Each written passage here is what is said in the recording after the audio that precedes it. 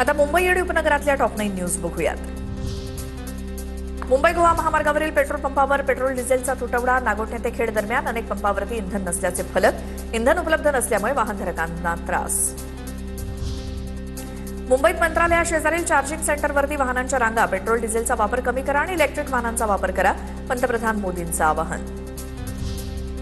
उल्हासनगरमध्ये आंतरजातीय विवाहाच्या रागातनं बहिणीच्या नवऱ्यावरती जीवघेणा हल्ला. कॅम्प क्रमांक 5 परिसरातील पेट्रोल पंपावरची घटना. हल्ल्यात मेहुणा गंभीर जखमी असून दोघांना पोलिसांकडून अटक. सैराटसारखा प्रकार, भाऊजीवरती जीवघेणा हल्ला.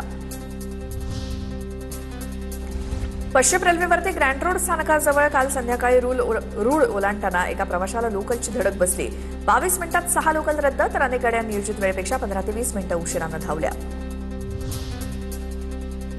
MMR भागातील 7 महापालिकांकडनं 827 इमारती अतिधोकादायक म्हणून घोषित, तर 18,072 इमारती धोकादायक म्हणून घोषित. पावसाळ्याच्या तोंडावर महापालिकांकडनं धोकादायक इमारती जाहीर. कल्याणमधील आचार्य यात्रे नाट्यगृहाच्या दुरवस्थेवरती अलबत्या गलबत्या नाटकाचे कलाकार नाराज. कलाकारांनी तयार केलेला व्हिडिओ सोशल मीडियावरती व्हायरल. वारंवार तक्रार करून देखील समस्यांचं निराकरण होईना. ठाण्याच्या शहापुरातील वाशिंदे इथल्या गुजरात गॅस पंपावरील कर्मचाऱ्यांचा बेजबाबदार कारभार समोर. पंपावरील कर्मचारी मद्यधुंद अवस्थेत असल्यामुळे दुर्घटना होण्याची शक्यता. नवी मुंबई महापालिकेमार्फत उद्या जलवाहिन्या दुरुस्त्यांची कामं करण्यात येणार. दुरुस्तीच्या कामासाठी नवी मुंबईतील पाणीपुरवठा 24 तास बंद ठेवला जाणार. बीकेसीतील 9 भूखंडाचा लिलाव करण्याचा MMRDAचा निर्णय. लिलावातून MMRDAला 9,200 कोटींचा महसूल उपलब्ध होण्याची शक्यता.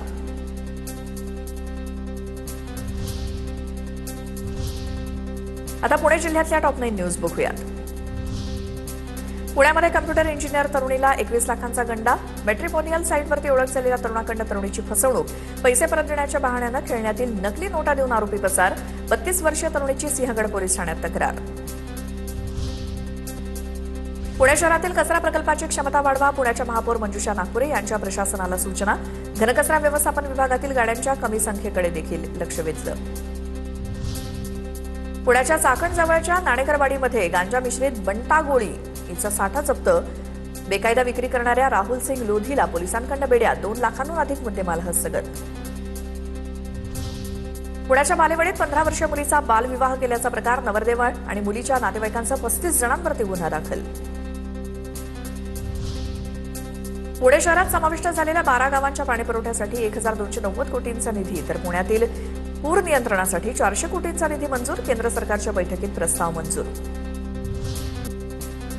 खेड तालुक्यात निमगाव खंडोबा येथील तलाठी महिलेसह कोतवाल लाच घेताना एसीबीच्या जाळ्यात. जमिनीवरती वारसा नोंद घेण्यासाठी 5,500 रुपयांची लाच घेताना रंगेहात पकडलं. पुण्याच्या जुन्नरमधनं दुचाकी चोरणाऱ्या चोरट्यांना दुचाकीसह स्थानिक गुन्हे शाखेकडून अटक. सीसीटीव्ही फुटेजच्या आधारे उत्तरमधून दोघांना सापळा रचून अटक. आरोपींकडनं 1,10,000चा मुद्देमाल जप्त. आणि आता टॉप 9 जिल्ह्यांच्या बातम्या बघूयात. साताऱ्यातील कोयना धरणाच्या बॅकवॉटरमधील शिवसागर जलाशयाच्या पाणी पातळीत घट. सध्या कोयना धरणामध्ये 28 टीएमसी पाणीसाठा. पाणीसाठ्यात मोठी घट झाल्यामुळे नागरिकांचं शेतकऱ्यांमध्ये चिंतेचं वातावरण. कोल्हापूर जिल्ह्यातील पाझर तलावांनी तळ गाठला. वाढत्या उन्हाच्या तडाख्यामुळे पाणी पातळीत घट. पाझर तलावावरती अवलंबून असलेल्या अनेक गावांवरती पाणी टंचाईचं संकट.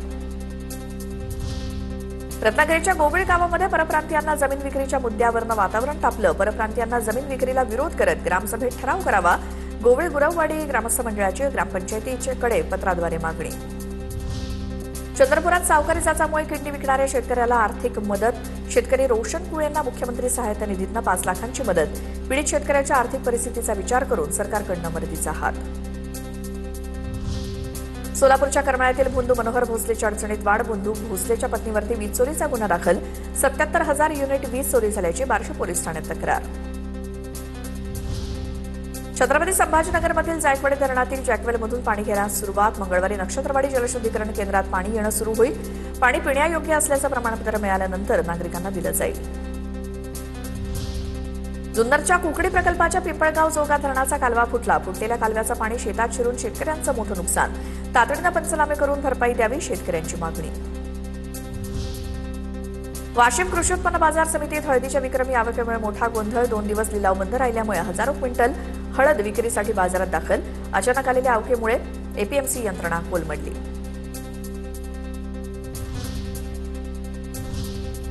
आणि आता टॉप 9 शहरांच्या बातम्या बघूयात.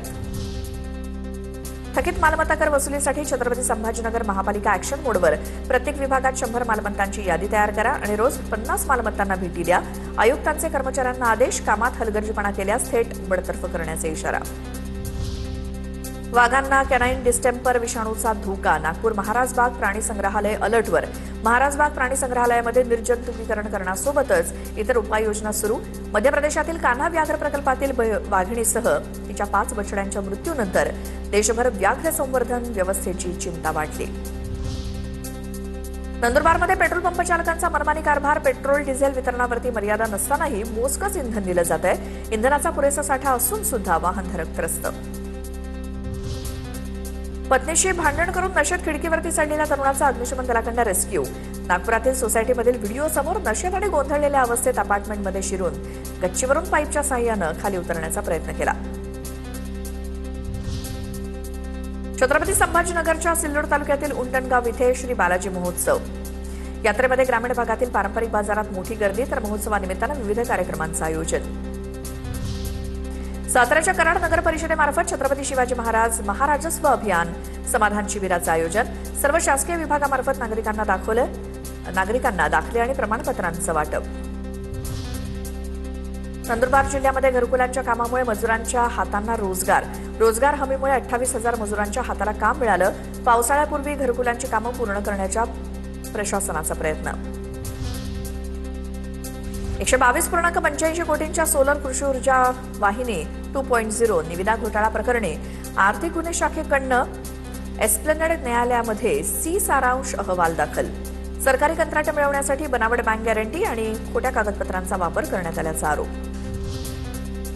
शिक्षकांच्या निवडणूक आणि बीएलओ ड्युटीवरनं विरोधकांचा संताप. शिक्षकांची निवडणुकीच्या कामातनं सुटका करण्याबाबत नगरसेवक अंकित प्रभू यांच्याकडनं शिक्षण समितीच्या सभेत हरकतीचा मुद्दा उपस्थित.